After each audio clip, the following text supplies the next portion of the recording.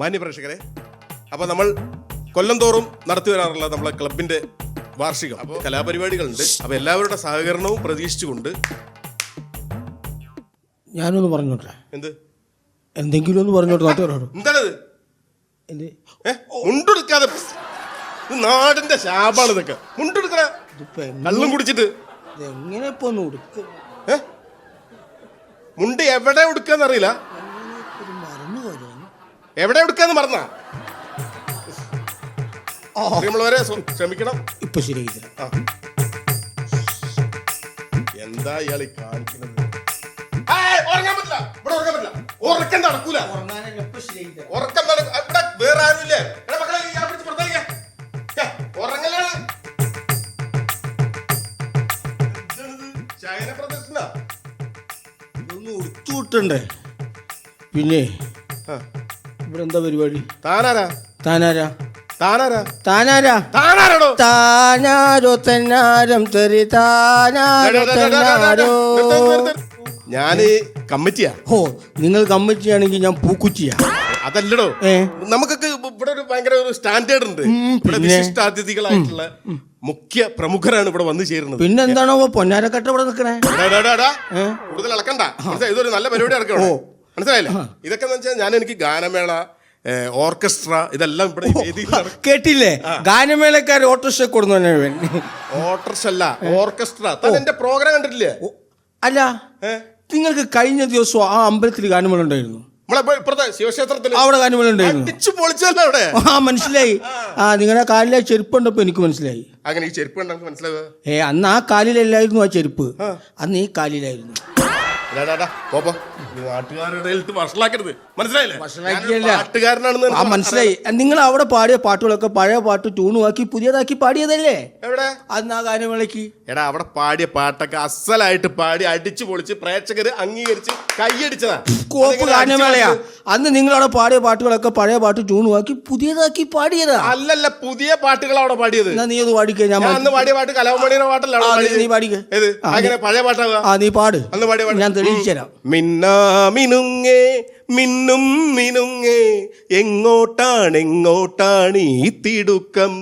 തലക്കുമിടെ ശൂന്യാകാശം താഴെ. അങ്ങനെ ഒരു പാട്ടൊക്കെ വന്നു വരും. അങ്ങനെയാണെങ്കിലോ അന്ന് നീ പാടിയ എല്ലാ പാട്ടും പഴയ പാട്ട് പാടിയല്ലോ. ഏത് പാട്ട്? അതിന് കോപ്പിയിട്ടുണ്ട്. പഴയ പാട്ട് നീ പാടണം. ആനകളില്ലാതെ അമ്പാരിയില്ലാതെ ആറാട്ടു നടത്താറുണ്ട് ഇവിടെ.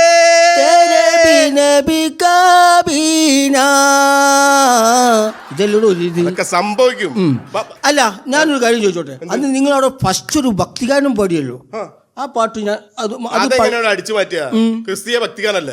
നീ അടിച്ചു മാറ്റിയതാ. അത് ഇതല്ലേ പാട്ട്? ആ പാടിക്കേ. വിശുദ്ധനായ സെബസ്ത്യാനോസേ, ഞങ്ങൾക്കു വേണ്ടി പ്രാർത്ഥിക്കണമേ. ജനഗണമന അതിനായക ജയ ഹേ ഭാരത ഇതിനൊക്കെ ഒരു സ്പോർട്സ്മാൻ സ്പിരിറ്റ് വേണം. എന്താ പറഞ്ഞ സ്പോർട്സ്മാൻ സ്പിരിറ്റ്? നിങ്ങൾ ഈ പറഞ്ഞതിലെ ആദ്യത്തെ തിരി കുറവാണെങ്കിലും രണ്ടാമത്തെ നല്ലോണം കൂടുതലാ. എന്ത് സ്പിരിറ്റ്? അത് കൂടുതലാണ്. അതാണ് ഇതിന്റെ കുഴപ്പം. നിങ്ങൾ എന്താ ഉദ്ദേശിക്കണേ? അതായത് ഞാൻ പറഞ്ഞതെന്ന് വെച്ചാല്, ഇപ്പൊ നമ്മള് സ്പോർട്സ്മാൻ സ്പിരിറ്റ് നമ്മുടെ ഫുട്ബോൾ സ്റ്റേഡിലൊക്കെ റൊണാൾഡോ ഒക്കെ ഗോൾ അടിക്കുമ്പോഴേ ആ ജേഴ്സി ഒക്കെ ഊരി വന്നിട്ട് നെയ്മർ വരുമ്പോ ജേഴ്സി ഊരുന്നത്, ക്രിക്കറ്റ് താരങ്ങൾ ജേഴ്സി, ഇതൊക്കെയാണ് അതിന്റെ ഒരു പഞ്ച്. അതിന്റെ പവർ വേണം. മനസ്സിലായില്ല? നമ്മുടെ മറ്റുള്ളവർക്ക് ഇതില്ലേ? ആർക്ക്? സാനിയ മിർസയ്ക്ക് എന്ത് സ്പിരിറ്റ്? അവിടെ എത്ര കളി ജയിക്കുന്നു അവര്. ഇതുവരെ ജേഴ്സി ഊരിനെ ഞാൻ കണ്ടില്ല. അങ്ങനെ ആലോചിച്ച് നിൽക്കായിരുന്നു. അത് ടിവിയിലൊക്കെ കാണുമ്പോൾ ഇതൊക്കെയാണ് നിന്റെ കുഴപ്പം. മനസ്സിലായില്ലേ? എടോ, ഞാനൊരു കാര്യം ചോദിക്കട്ടെ. താനൊരു സത്യക്രിസ്ത്യാനിയല്ലേ? ഇങ്ങനെ കുടിച്ചു നടന്ന എങ്ങനെ ശരിയാവില്ലേ? എന്റെ പൊന്നുമോനെ, ഞങ്ങൾ ക്രിസ്ത്യാനികൾക്ക് വേണ്ടിട്ട് മദ്യം വരെ ഇറക്കണേ. ക്രിസ്ത്യാനികൾക്ക് വേണ്ട മദ്യം? പിന്നെ ഞങ്ങൾ ഹിന്ദുക്കളും. അല്ല, ഞാൻ പറഞ്ഞുതരാം. ഇറക്കുന്ന മദ്യത്തിന്റെ മുഴുവൻ പേര് ഞങ്ങളുടെ ക്രിസ്ത്യൻ പേരാ. കേട്ടിട്ടില്ലേ? അനീബി, ജോഹർ, king George, Caesar, Christian brothers. ശരിയാണല്ലോ. പക്ഷെ ഞങ്ങൾ ഹിന്ദുക്കളെ പേരിൽ ഹിന്ദുക്കൾക്ക് ഒരു കല്യാണി പേരുണ്ടായിരുന്നു, അത് നിർത്തലാക്കിയില്ലേ?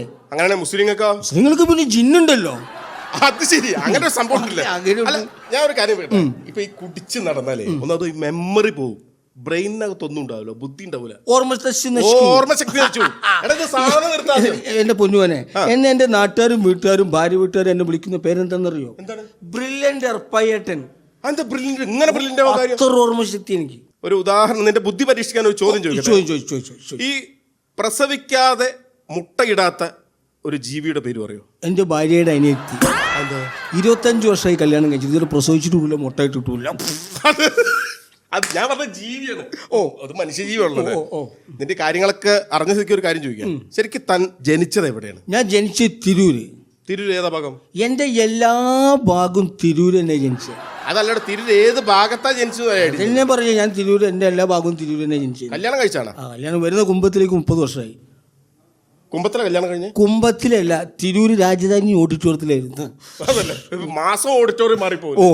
ഞാനൊരു കാര്യം ചോദിക്കട്ടെ, ഇത്രക്കായ സ്ഥിതിക്ക് ഒരു കാര്യം ചോദിക്കാം.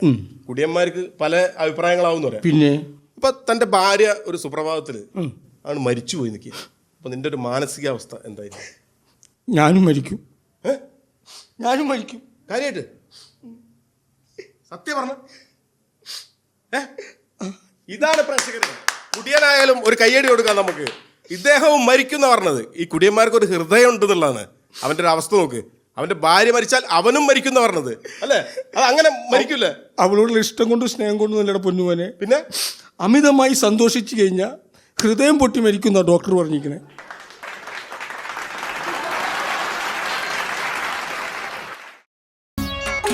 ഹലോ, സെബാസ്റ്റ്യൻ പറഞ്ഞോളൂ. എന്നാ 12-ാം തീയതിയോ? കെമിസ്ട്രി അത് ഓക്കെ. നമ്മൾ തമ്മിൽ കൊടുക്കുമ്പോൾ പിന്നെ കെമിസ്ട്രി വർക്കാവാതിരിക്കുമോ? Don't worry.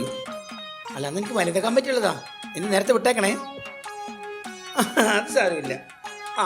ഞാൻ പറയാട്ടോ. ഒരു മിനിറ്റ് വിളിക്കാവേ. ചേച്ചി. എന്താ മോനെ? എന്റെ ഭാര്യ. നിന്റെ ഭാര്യ? എന്റെ ഭാര്യ. എന്താ പറയുന്നു? പറ, തുറന്ന് പറ. നിന്റെ ഭാര്യക്ക് എന്ത് പറ്റി? പറ. ഒളിച്ചോടി പോയാ രണ്ടും കൂടെ? അതല്ല, പിന്നെ എന്റെ ഭാര്യക്ക് എപ്പോഴും സംശയമാണ്. നിന്റെ ഭാര്യക്ക് നിന്നെ സംശയോ? നിന്റെ ഭാര്യ നല്ല പെണ്ണല്ലേ, നല്ല ഏത് സമയത്ത് സംശയമാണ്. നിന്നെ സംശയിക്കും. എന്തിനടാ? നീ നല്ല മോനല്ലേ, നിന്നെ സംശയിക്കേണ്ട എന്താ കാര്യമുള്ളത്? എനിക്കൊരാളോട് മിണ്ടാൻ പറ്റില്ല. അപ്പൊ സംശയം.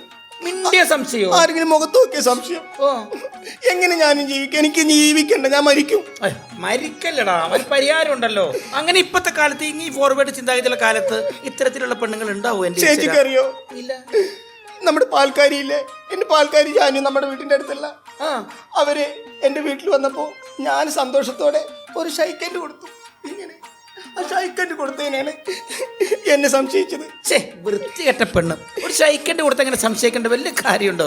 ഈശ്വര, ഇപ്പത്തെ കാലത്ത് ഇങ്ങനത്തെ പെണ്ണുങ്ങൾ ഉണ്ടാവുമോ? അതുപോലെ തന്നെ നമ്മുടെ ബിന്ദു ചേച്ചി ഇല്ലേ, ബിന്ദു ചേച്ചി എന്റെ വീട്ടിൽ വന്നപ്പോ ഞാൻ വെറുതെ ബിന്ദു ചേച്ചിയോട് ഇങ്ങനെ സൗഹാർദ്ദത്തിൽ ഇങ്ങനെ ചോദിച്ചതാ, സുഖമില്ലേന്നൊക്കെ. അത് ചോദിച്ചതിനാ എന്റെ ഭാര്യ എന്നെ സംശയിച്ചത്. ഇങ്ങനെ അടുത്തുനിന്ന് ചോദിച്ചതിന് നിന്റെ ഭാര്യ നിന്നെ സംശയിച്ചു? ഏതാണ് അവൾ? ഇത്ര സംസ്കാരമില്ലാത്ത പെണ്ണായി പോയോ ഈ കാലഘട്ടത്തില്? അതുപോലെ തന്നെ സീനത്താത്തല്ലേ, ജലീൽഖാന്റെ സീനത്താത്ത, അവിടെ ഇരുന്ന് അലക്കുകയായിരുന്നു. അലക്ക്? ഇങ്ങനെ കുമ്പിട്ടിരുന്നിട്ട് ഇങ്ങനെ. എങ്ങനെ? ചേച്ചി ഇങ്ങനെ നിന്നേ,